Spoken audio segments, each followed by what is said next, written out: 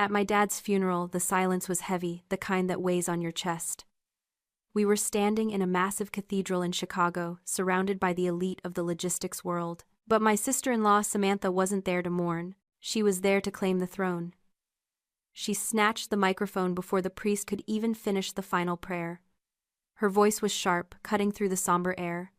She announced that my brother Zachary was officially the new CEO of our $600 million empire. She beamed, looking around the room for applause. And that is when it happened. A sound echoed through the high-end speakers. A loud, distinct, dry chuckle coming directly from the direction of my father's coffin. It wasn't a ghost. It was a recording. But the terror that flashed across my brother's face, that was very, very real. Drop a comment and let me know where you're listening from and what time it is for you right now. I'd love to know who's part of our community. To understand why my father was laughing from the grave, you have to go back about 10 minutes. My brother Zachary and his wife Samantha were treating this funeral like it was the Met Gala. They weren't grieving, they were networking.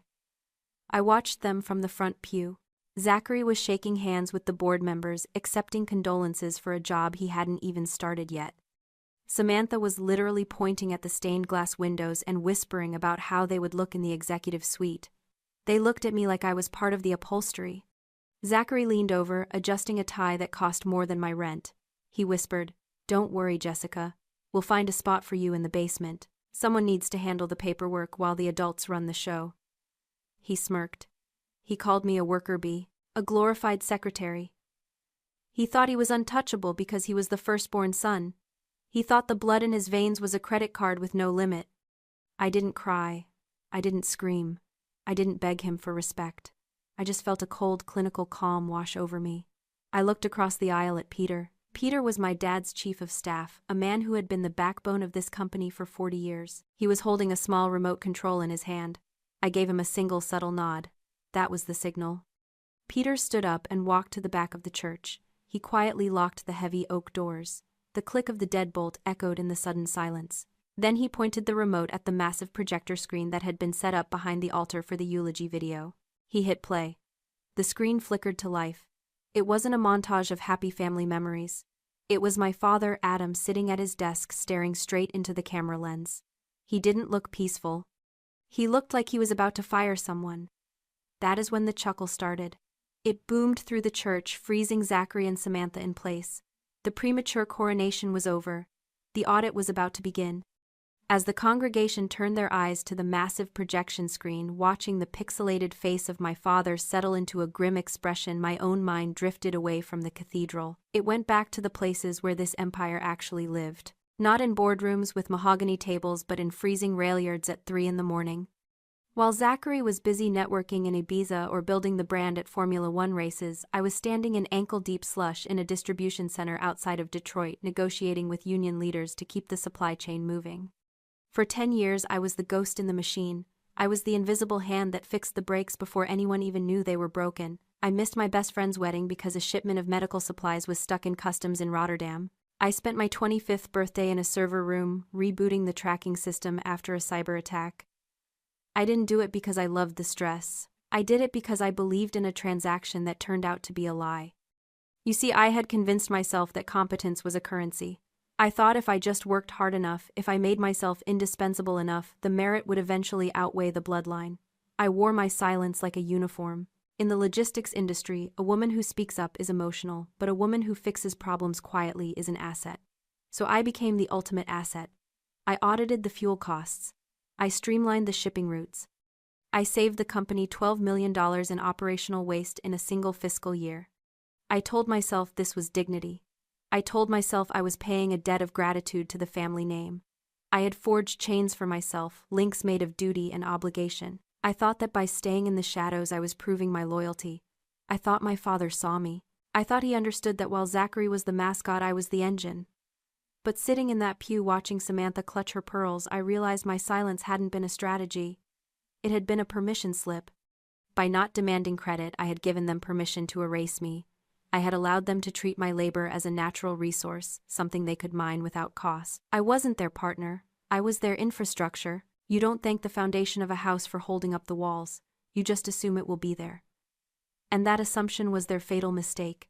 They thought my silence meant submission. They thought I was quiet because I was weak. They didn't understand that I was quiet because I was keeping score.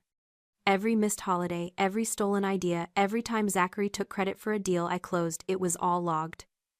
I wasn't just working, I was accumulating equity in a ledger they couldn't see. And now looking at my father's face on that screen, I knew he had been keeping score too. He had watched Zachary treat the company like a personal piggy bank, and he had watched me treat it like a living, breathing thing that needed protection.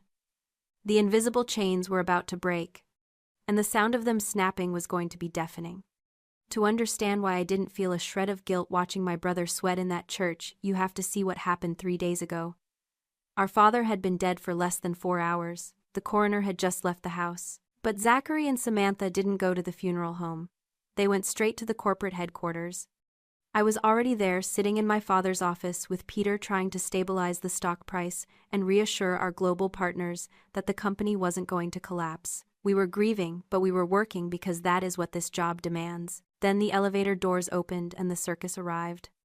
Zachary walked in like he had just conquered a nation. He wasn't wearing black. He was wearing a navy suit that shouted "New Money." He didn't ask about the funeral arrangements. He didn't ask about the employees. He walked straight to the massive oak desk my father had built by hand and ran his finger along the edge. "This has to go," he said. "It's too rustic. I want glass. I want chrome. I want something that says visionary." Samantha was right behind him, tapping on her phone. She wasn't calling relatives. She was calling an interior designer. "We need to gut this entire floor," she announced, her voice echoing in the somber quiet. "It smells like old men and diesel fuel. We need a private lounge, a wet bar, and maybe a helipad on the roof. Zachary deserves an entrance." Peter stood up. His face was gray with grief, but he tried to be the voice of reason.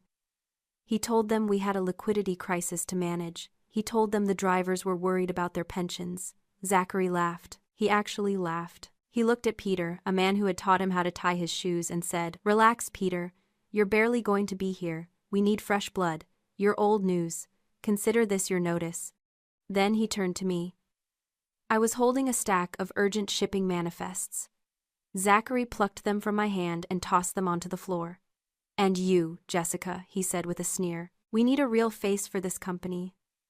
Someone with charisma. You can stay on to handle the filing and the coffee orders. You're good at the boring stuff. You're like a glorified secretary, right? Just keep the lights on while I spend the profits." They spent the next hour talking about liquidating the trucking fleet to buy a villa in Tuscany because remote work is the future. They were talking about dismantling a 50-year legacy to fund a permanent vacation. They were paper kings. They thought the title gave them the power. They didn't understand that power comes from the respect of the people you lead, and in 60 minutes they had lost every ounce of it. I didn't argue with them. I picked up the papers from the floor. I organized them into a neat pile. I looked at Peter and I saw the fire in his eyes. That was the moment the plan was born. They wanted the title, fine. They could have the title. But they were about to find out that the crown they were stealing was made of lead and it was going to drag them straight to the bottom of the ocean. The video on the screen didn't cut to a montage of fishing trips or birthday parties. It didn't soften into a tearful goodbye. Instead, the image of my father leaned back in his leather chair, crossed his arms, and the camera zoomed in on his eyes. They were hard, flinty, the eyes of a man who had stared down union strikes and supply chain collapses for 40 years. He cleared his throat and the sound reverberated off the cathedral walls like a gavel striking a bench. "Zachary," my father's recorded voice boomed. "You have spent the last 10 years waiting for this moment. You have been waiting for me to die so you could finally stop asking for permission and start spending the principal. You always thought my generosity was a sign of love. You thought that every time I wrote a check for one of your brilliant ideas I was endorsing you." The image on the screen shifted. The video feed shrank to the corner, replaced by a high-resolution image of a massive Excel spreadsheet. The rows were color-coded in red. It was a ledger of sins. "Let's review the portfolio," my father narrated, his voice dry and clinical. "Item 1. The nightclub in Miami. You told me it was a cultural investment. Cost $2,400,000. Status bankrupt in 6 months. Item 2. The vintage car restoration business. Cost $1,800,000. Status liquidated for scrap. Item 3. Your personal branding consultants. Cost $400,000 a year. The congregation was dead silent. You could hear the hum of the air conditioning. Samantha had stopped pointing at the architecture. She was staring at the screen, her mouth slightly open, watching the numbers scroll by. It was a public audit of their entire lifestyle. People told me I was spoiling you, my father continued. They told me I was ruining you by giving you everything you asked for. But they were wrong. I wasn't spoiling you, son. I was testing you. I was running a feasibility study on your character. I gave you unlimited resources to see if you would build something or if you would just burn it down. I wanted to see if the golden child could actually turn lead into gold or if he would just paint everything yellow and call it a day. This was the curse of the golden child revealed in 4K resolution. My father hadn't been blind to Zachary's incompetence. He had been documenting it. He had allowed Zachary to consume his own future because he knew it was the only way to prove empirically that he wasn't fit to lead. He had given Zachary the rope, and Zachary had tied the noose himself. You failed the test, Zachary, my father said, the spreadsheet disappearing, replaced by his face again. You burned it all. But here is the thing you forgot. I'm a businessman. I don't give away capital without paperwork. Do you remember those standard agreements Peter had you sign every time I wired you money? You didn't read them. You were too busy popping champagne, but if you had read them, you would know something very important. My father smiled on the screen, a cold, terrifying expression. Those weren't gifts, Zachary. They were loans. Loans against your inheritance. And according to my math, you have already spent every single dime. The spreadsheet vanished from the screen, replaced by a scanned image of a legal document. It was crisp white and unmistakably official. At the bottom, in blue ink, was a sprawling, arrogant signature, Zachary Vance. My brother leaned forward in the pew, squinting. I saw the moment recognition hit him. His jaw dropped. His hands started to shake. 5 years ago, my father's voice intoned, you needed bail money for that incident in Monaco. You needed it fast and you needed it quiet. You signed this promissory note and equity transfer agreement. You didn't read it because the font was too small and you were too hungover. But let me read the key clause for you. The text on the screen zoomed in, highlighting paragraph 4. In the event that the borrower's total debt to the company exceeds $6 million, the borrower agrees to forfeit all future equity voting rights and inheritance claims in the company. Furthermore, said equity shall immediately transfer to any party who satisfies the outstanding debt on behalf of the company. The silence in the cathedral was absolute. You could hear a pin drop. My father paused on the video, letting the legalese sink in. Last month, he continued, your debt hit $6,200,000. Technically, the company could have sued you. We could have seized your condo, your cars, everything. But someone stepped in. Someone wrote a check to clear the books. Someone used their own performance bonuses, their own savings, and their own sweat equity to pay off your mistakes so the company wouldn't go under. The screen changed one last time. It showed a bank transfer receipt. The amount: $6,200,000. The sender, Jessica Vance. You didn't inherit the company, son, my father said, his voice dropping to a whisper that felt like a shout. You sold it. You sold it piece by piece, drink by drink, mistake by mistake, and your sister bought it. She didn't just inherit this empire, she purchased it at full market value. She owns your shares, she owns your vote, she owns the chair you're sitting in right now. I watched Samantha turn to Zachary. The look on her face wasn't love. It wasn't concern. It was the look of a woman realizing she had bet on a horse that had already been turned into glue. She started to scream at him right there in the church, but her voice was drowned out by my father's final words. Jessica, he said, looking at the camera with a warmth I hadn't seen in years. The keys are in the safe. Fire him. The video cut to black. The hum of the projector fan died down, leaving a silence in that cathedral so profound it felt like the air had been sucked out of the room. The lights slowly came back up, illuminating the wreckage of my brother's ego. I watched Samantha first. She turned to Zachary slowly. The adoration, the status-seeking hunger in her eyes, it simply evaporated.